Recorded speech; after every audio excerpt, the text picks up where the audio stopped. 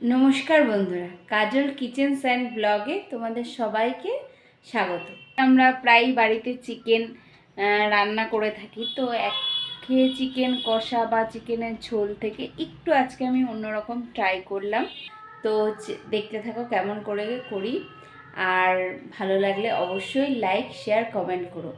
আর আজকে আমি এই চিকেনটার নাম দিয়েছি, রেসিপিটার নাম দিয়েছি চিকেন মহারানি।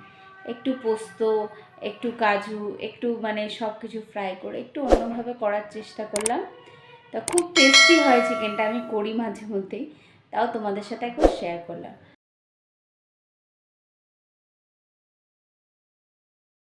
এই দেখো বন্ধুরা, চিকেনটা এবার আমি ধুয়ে নিয়েছি। এবার চিকেনটার মধ্যে নুন, হলুদ, টক দই আর একটু গুঁড়ো লঙ্কা মাখিয়ে আমি 1 ঘন্টা মতন ম্যারিনেশন করে রাখবো।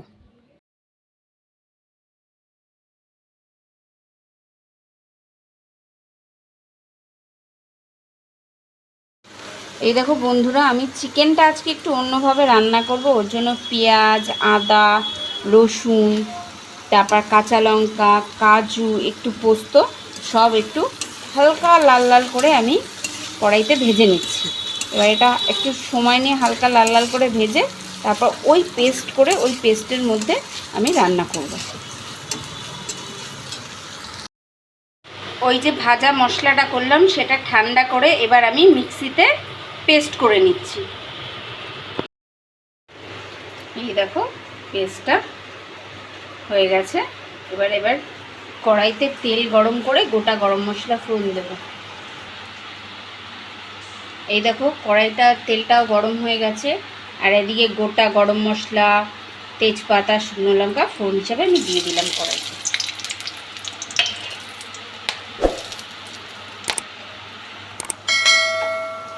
এবার ওই মিক্সির পুরো পেস্টটা আমি ঢেলে দিয়েছি এটার মধ্যে। এবার এর মধ্যে আমি একটু জিরের গুঁড়ো, এই দেখো জিরের গুঁড়ো, ঝাল যেহেতু অনেকটা দিয়েছি এবার লঙ্কার গুঁড়ো অল্প একটু কালারের জন্য দিলাম, আর একটু হলুদ গুঁড়ো দিয়ে তেল ছাড়লে মশলাটা ভালো করে কষিয়ে তারপর তেল ছাড়লে তার মধ্যে আমি দিয়ে দেবো চিকেনটা দিয়ে ঢেকে ঢেকে আমি রান্না করবো কষিয়ে কষিয়ে। এবার এটা মশলাটা কষে গেলে এর মধ্যে আমি চিকেনটা দিয়ে তারপরে আমি, আর দেখো আমার রান্নাঘরের জানলা দিয়ে তোমরা দেখতেই পাচ্ছ অঝোরে প্রচণ্ড বৃষ্টি পড়ছে, প্রচণ্ড বৃষ্টি।